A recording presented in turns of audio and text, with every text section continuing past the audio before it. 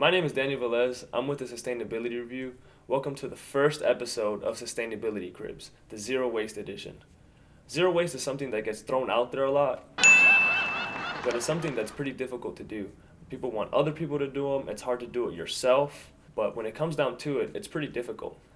Meet Alex Slaymaker, Masters of Sustainable Solutions student here at ASU, former president of the Zero Waste Club here at ASU, and overall really awesome person. So she's going to show us how she lives a zero waste lifestyle. Hey, what's up, Alex? Nothing. How are you? Hey, everybody. My name's Alex Slaymaker. Welcome to my sustainability crib. Well, zero waste is just kind of a philosophy, right? That everything is a resource and we shouldn't waste anything. All right, Alex. So those banana peels that you can't eat, where are you composting them? Well, I keep all my compost in a little container in my freezer, and so all of those, orange peels, onion peels, everything like that, I just throw in here, and then you can recycle with Recycled City or, other composting companies in the valley. And then I want to illustrate the trade-offs of zero waste, right? Like, we don't have a ton of options in the valley for bread without wrapping. We have a few, but most of them include sugar or they're not whole wheat, and so that's not my thing, right? So I do get Ezekiel, and there's a ton of packaging with that. But for me, I value my health above zero waste, I'd say, and so when I can't get both, I have to compromise. And so I do still recycle this, but that's not the best solution in the world. So I just want to make sure everyone knows you can't you don't have to be perfect. I'm not perfect with the zero waste thing. There are people who literally do not produce any waste and they just reuse everything. They don't even recycle because they just reuse everything. And I love that. That's awesome. I'm not to that point yet, but I think I respect that. I think it's cool. Waste is at the nexus of so many global issues, right? It's a social justice problem, it's an economic problem, and businesses are starting to realize that, and they're changing their business practices to, simulate kind of the closed loop circular economy idea that is centered around zero waste. So that's pretty awesome. I have this handy dandy growler that you can bring to a brewery and get it filled up with all your delicious local brews that you would like to enjoy instead of having a can or a bottle. Definitely a solid option if you like beer, which I do. What do you think is the biggest barrier for somebody trying to become more zero waste for your average person? The biggest barrier for becoming zero waste is totally packaging. If you eat a lot of processed foods, then you're going to have a serious problem. All right, Alex.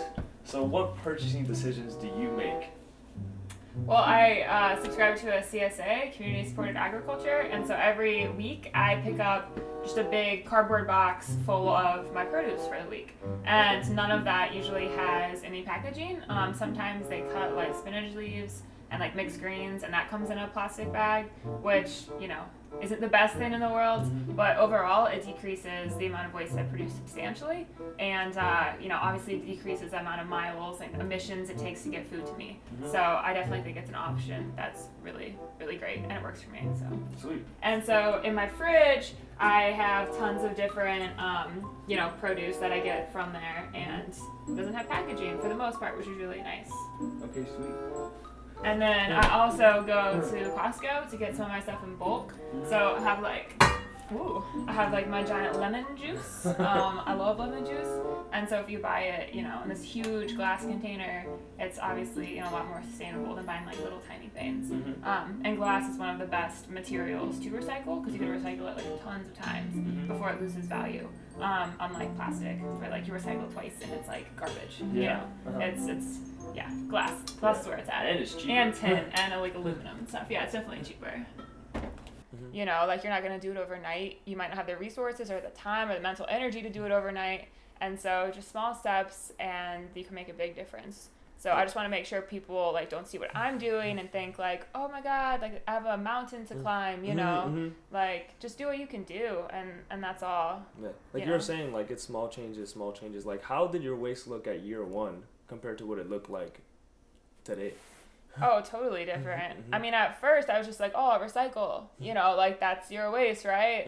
And definitely realized pretty quickly that recycling is not the answer. You know, you want to reduce the amount of waste you produce in general, even before recycling, right? Trash. That's your trash right there? Yeah, in here. So my parents like ice cream, right? And last time I was home, they were like recycling this, and I grabbed it. I was like, this is like a great container for, you know, my trash or whatever. So I brought it back, and I have like a little packaging label and a bunch of those freaking stickers. It looks all just like stickers. I wasn't lying. Yeah. And so, then do you even have a trash bin in your house? I don't have any trash cans, which like is kind of weird sometimes, you know, for people who come over and they're like, oh, I gotta toss this, like, where's your trash can? Like, how do I have one? And then I always like kind of have to explain, you know, what I'm doing. Yeah. But yeah, it's worked out okay so far. You just make these small changes in your life, and then you reduce your waste, and that's pretty awesome, but it takes time. All right, thanks so much for coming, guys. I hope you learned something and you had a good time, and you can go be sustainable somewhere else, but you're gonna have to get up out of here.